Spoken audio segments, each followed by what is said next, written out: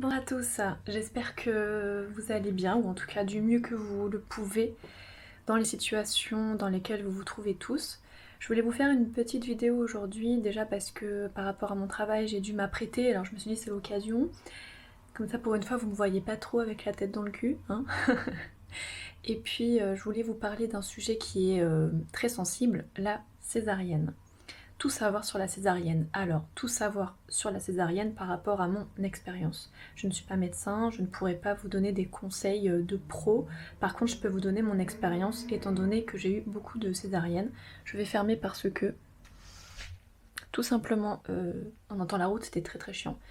Donc, comme vous le savez, j'ai subi une laparotomie en 2015, une césarienne en 2019 lorsque ma fille est décédée, et une autre césarienne en 2020 lorsque mon fils est né.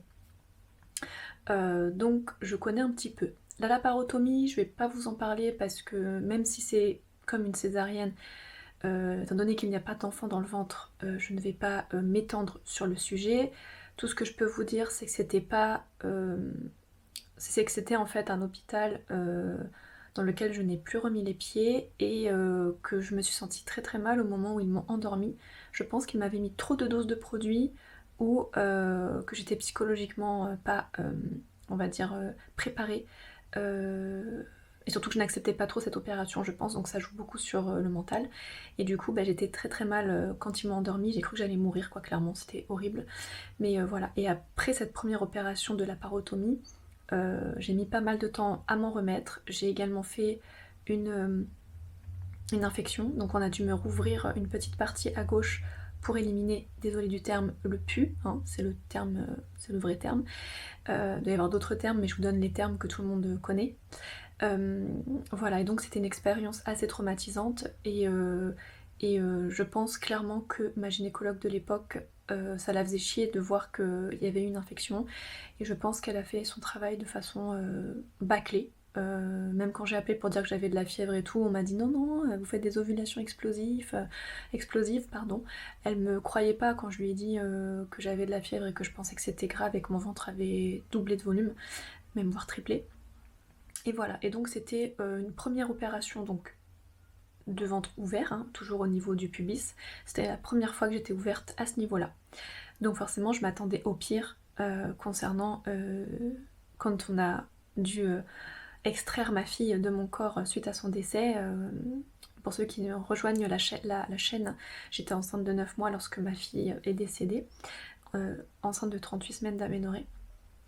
Et donc, et bien forcément, j'appréhendais énormément, mais j'étais déjà beaucoup plus dans le chagrin, j'étais beaucoup plus mal psychologiquement que physiquement, et clairement, je me fichais bien de ce que ça allait me faire la césarienne, j'étais tellement malheureuse.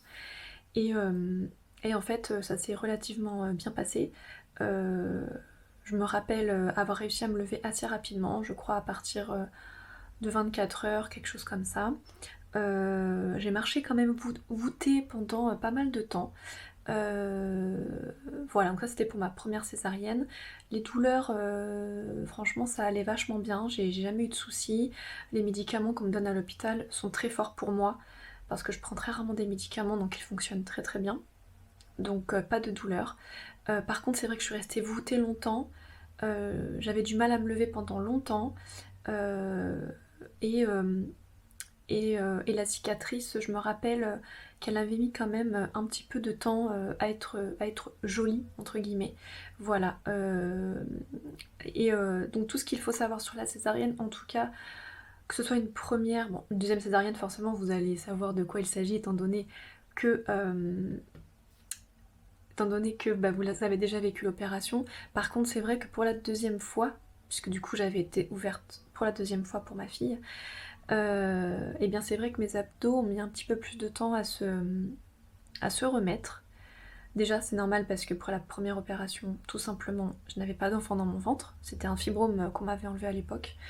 Et donc voilà, et je me rappelle que mes abdos ont mis du temps à se remettre et que j'ai mis du temps à réussir à me lever sans me tenir sur mes bras. Pour vous donner une petite idée. Petit conseil, voilà, préparez-vous parce que moi personnellement je m'étais rasé moi-même le pubis, mais ils vont vous raser le pubis si jamais vous ne l'avez pas fait, donc faites-le nickel comme ça vous n'avez pas besoin de vous le faire le jour J. Pareil, vous allez avoir une sonde urinaire qu'on va vous enlever quelques heures après l'opération. Je sais que pour ma laparotomie, ils avaient mis énormément de temps à me l'enlever. Et quand ils me l'ont enlevé, j'ai eu super super mal. Par contre, pour mes 2 césariennes, aucun souci, j'ai rien senti. Par contre, c'est extrêmement désagréable de sentir qu'on a quelque chose qui entoure l'urètre, hein, c'est pas agréable. Donc préparez-vous à ça aussi parce qu'on ne vous le dit pas forcément. Voilà. Préparez-vous également, si c'est une césarienne et pas une laparotomie, à ce que ensuite on vous... Alors si on vous le propose pas, demandez-le. Tout simplement que la sage-femme vous mette des heures de rééducation abdominale en plus de la rééducation du périnée, parce que ça va vous aider à ce que votre ventre se remette plus vite, pardon. Et ça c'est vachement important, et le ventre il met plus de temps à se remettre après une césarienne qu'après une voix basse, c'est logique. Voilà. Voilà. Ensuite, troisième césarienne que j'ai vécue, c'était une césarienne magique, une césarienne programmée. Pour ceux qui ne connaissent pas l'histoire de l'arrivée de mon fils, vous pouvez aller voir les vidéos qui s'y réfèrent. Donc ça, je vais pas du coup détailler la césarienne en tant que telle, par contre je vais vous expliquer un petit peu tout ce qu'il y a eu autour. Je me rappelle, donc ils m'ont mis mon fils au sein dès que j'étais dans la salle de réveil, donc c'était une demi-heure après l'opération, ou une heure, peut-être que j'exagère, peut-être une heure après, donc ils me l'ont mis au sein tout de suite, et moi je souhaitais allaiter, donc j'étais très heureuse de pouvoir le faire. Je me suis levée, je crois, une heure après être arrivée dans ma chambre. 1 ou 2 heures, hein, pareil. Je pense que tellement j'idolâtre ces moments d'arrivée de mon fils, ce moment d'arrivée de mon fils, que du coup, peut-être que j'en fais un peu des caisses, mais vraiment je me suis levée très très rapidement et je n'étais pas voûtée. Je n'étais pas comme une grand-mère voûtée comme ça, pas du tout. Et ça, c'était juste génial. J'ai pu m'occuper de mon fils très rapidement. Je ne l'ai pas porté à bout de bras rapidement parce qu'avec la césarienne il fallait éviter, mais je lui changeais ses couches, il était à côté de moi, je pouvais légèrement me tenir à la poignée qui est au-dessus du lit pour pouvoir le caresser, m'occuper un peu de lui. Je pouvais prendre sur moi l'allaiter, j'arrivais même à me mettre sur le côté, voilà. En revanche, sachez que si vous avez un petit dos comme le mien, un dos d'enfant, moi pour ma troisième césarienne, ils m'ont fait une brèche lorsqu'ils m'ont fait la péridurale. Enfin l'arraché-anesthésie, pardon. Alors la brèche c'est quoi? C'est qu'en fait ils vont trop loin avec l'aiguille et du coup vous avez du produit qui arrive dans tout le corps. Voilà, ça j'ai pas trop kiffé. Surtout qu'ils me croyaient pas quand je leur disais que ça n'allait pas. Ils me disaient non, si vous aviez une brèche. Je leur disais pas que j'avais une brèche, mais je leur disais qu'il y avait un truc qui allait pas. Mais eux ils voyaient que ça. Et ils me disaient mais si vous aviez une brèche, vous ne seriez pas debout. J'ai dit oui, mais là je suis debout parce que je veux m'occuper de mon fils, parce que j'ai un bon mental et parce que je veux que ça aille en fait. Mais j'allais pas bien du tout, j'avais des vertiges, je me sentais partir et tout. Et donc j'ai dû voir 2-3 médecins qui m'ont certifié que j'avais une brèche. Donc si vous vous sentez pas du tout bien après votre opération de césarienne, mais que tout va bien, pas d'hémorragie, pas de soucis et tout ça, c'est sûrement une brèche. Ils vont vous dire que vous n'arrivez pas à tenir la tête droite. Si vous êtes comme moi, que vous avez un bon mental, un bon physique, vous allez réussir à tenir la tête droite et à vous lever avec difficulté, mais vous allez y arriver. Vous allez vous sentir très fatigué, vous allez avoir envie de dormir tout le temps. Voilà. Voilà. Donc après, tout simplement, ils m'ont réinjecté du sang ils m'ont amené en salle de réveil. Ils m'ont pris du sang donc dans mon dos et enfin, du sang dans mon dos. Je sais plus en fait comment ça s'est passé pour être très honnête. Et ils ont réinjecté directement dans le trou en fait où ils m'avaient fait l'arraché-anesthésie. Ils m'ont réinjecté du sang pour combler en fait tous les endroits où il y avait le produit anesthésiant. Ce qui fait que je me suis sentie mieux instantanément. Incroyable. Et voilà. Et donc vraiment cet hôpital où j'ai fait ma troisième césarienne, non seulement ma gynécologue était super, bien sûr il est très important d'être très bien entouré, surtout quand vous faites une opération. Bien sûr qu'il faut être bien entouré quand on fait une voix basse, c'est hyper important, mais quand on fait une opération, il peut y avoir tellement d'enjeux autour que franchement, faites-vous vraiment suivre par une personne dont vous avez confiance. Moi, la chance que j'ai eue, c'est que c'était une césarienne programmée, donc forcément, on a pu choisir, j'ai pas pu choisir parce qu'ils sont overbookés les gynécos, mais du coup, je savais la date, donc forcément, j'étais plus préparée psychologiquement.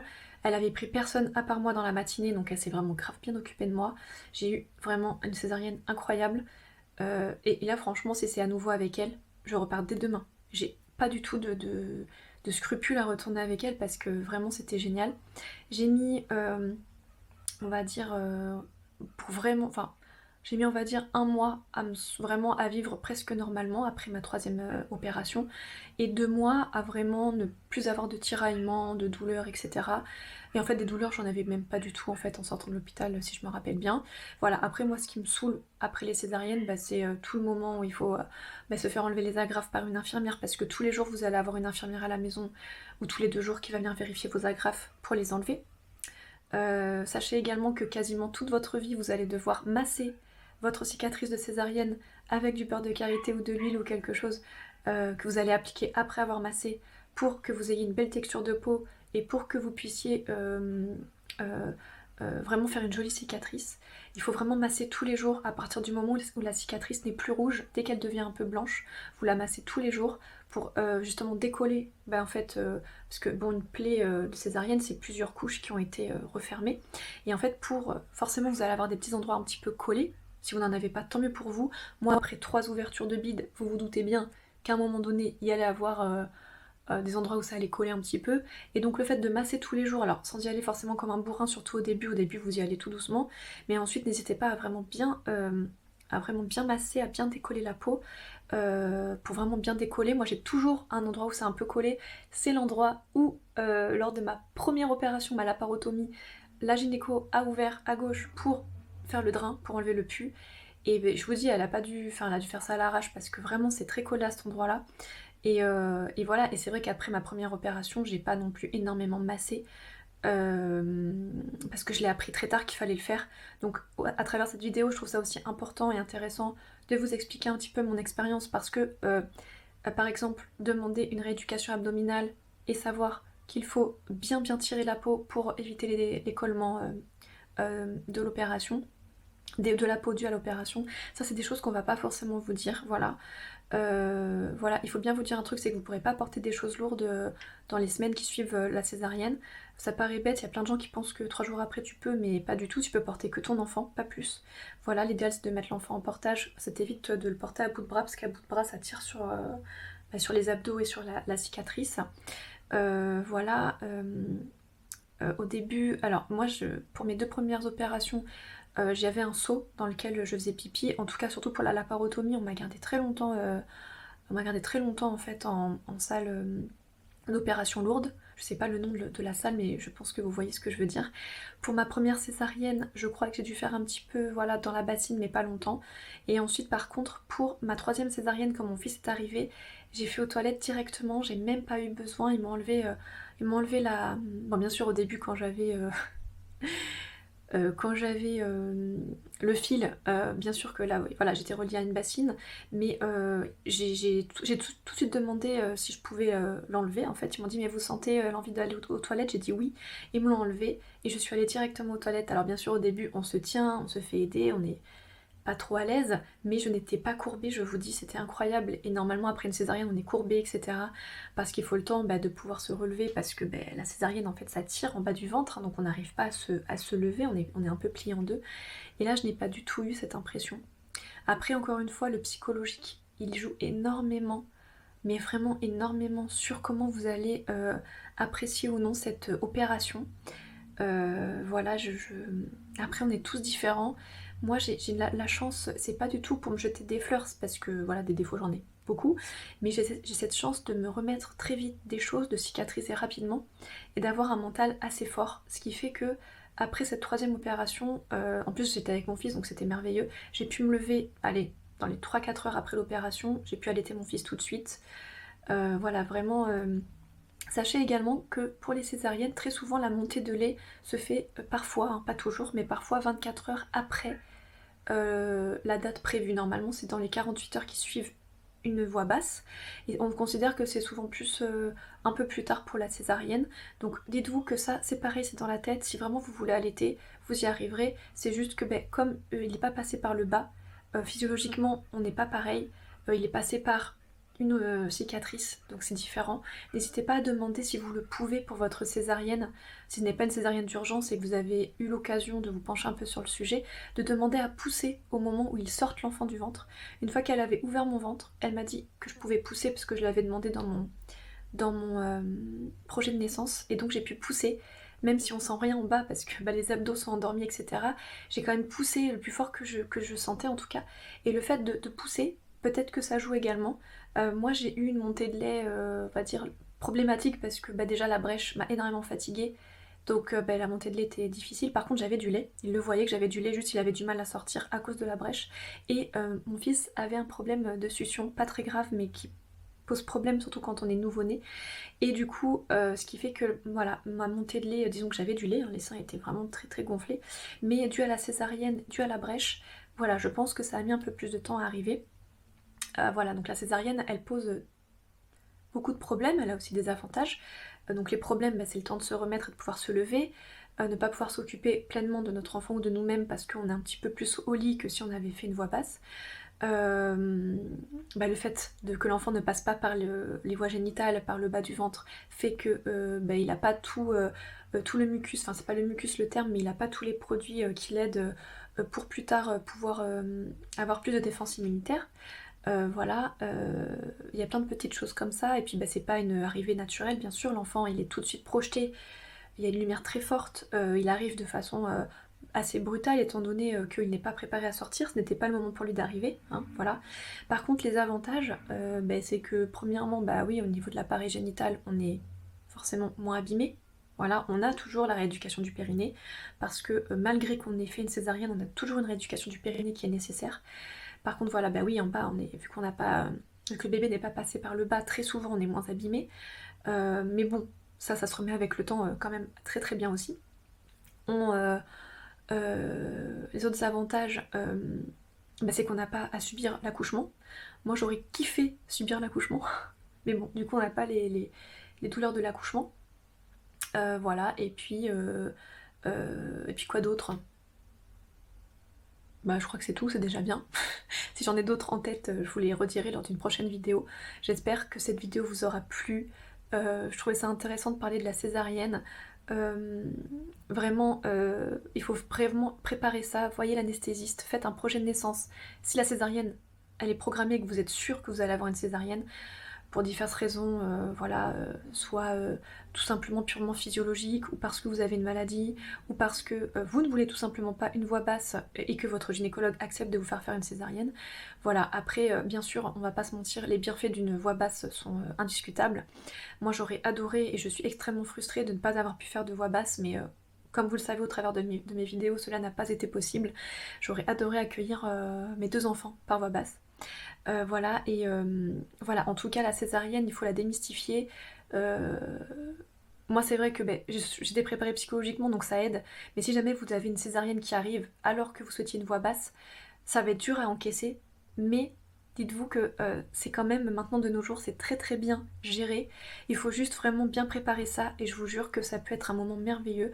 En tout cas pour mon fils ça a été merveilleux.